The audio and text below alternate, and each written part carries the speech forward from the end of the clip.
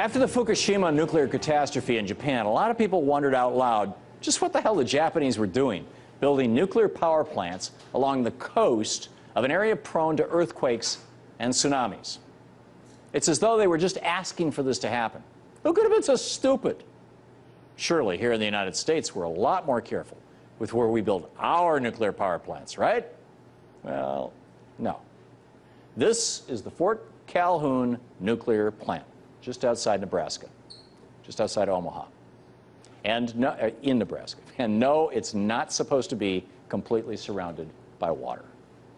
But I suppose that's what happens when you build a nuclear plant right in the middle of the floodplain of the Missouri River. Floodwaters from the rising Missouri River have settled at 1.5 feet above where the plant sits.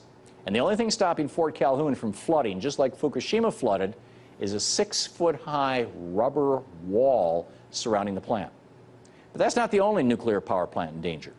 Just down the river in southeast Nebraska, the Cooper nuclear plant is also on the verge of flooding out.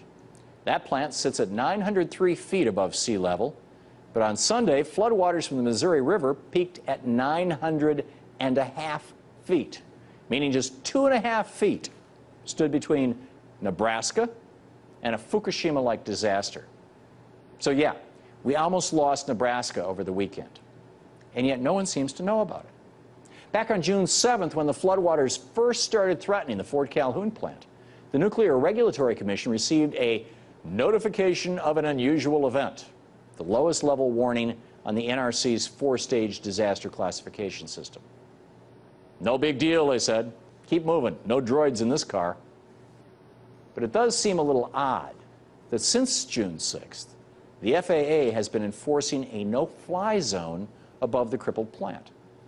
When asked about the no-fly zone, the FAA responded by saying it was put in place for security reasons that we can't reveal. Just like the no-fly zone over the BP oil spill, which successfully stopped both news reports and scientific analysis of the water over the spill. You know, whatever's going on in Nebraska, this is a warning that Fukushima could happen here in the United States with very little warning. Not only do we operate nuclear plants in flood basins in Nebraska, but we also have plants built on fault lines in California and in the path of tornadoes in the American Midwest. And for those who are more superstitious, there's the Diablo Canyon power plant in California. It's not only named after the devil, but it also sits on top of an Indian burial ground. So is it really that our nation's nuclear plants are more secure than Japan? Or are we just, so far, really, really lucky? Frankly, I think it's time to stop rolling the dice with nuclear power. In the last decade, Germany built the equivalent of 10 nuclear power plants by putting solar panels on the roofs of hundreds of thousands of homes. And with that renewable power, Germany has announced that they will completely close down every single nuclear plant in their nation. Just last week, voters in Italy took to the polls to reject, by a 95% to 5% margin, a plan to build nuclear power plants in that nation.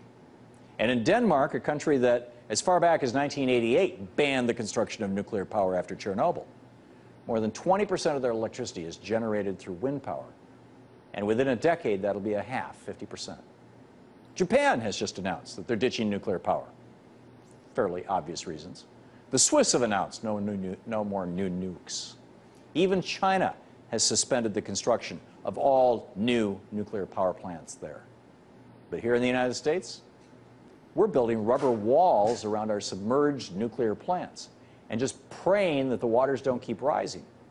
And in an environment that's growing increasingly volatile, with more flooding and more tornadoes thanks to global climate change, that strategy is almost certainly destined for failure. It's time to ditch nuclear power here in the United States. Look at what's going on in Nebraska right this very minute. And let's hope we're not too late.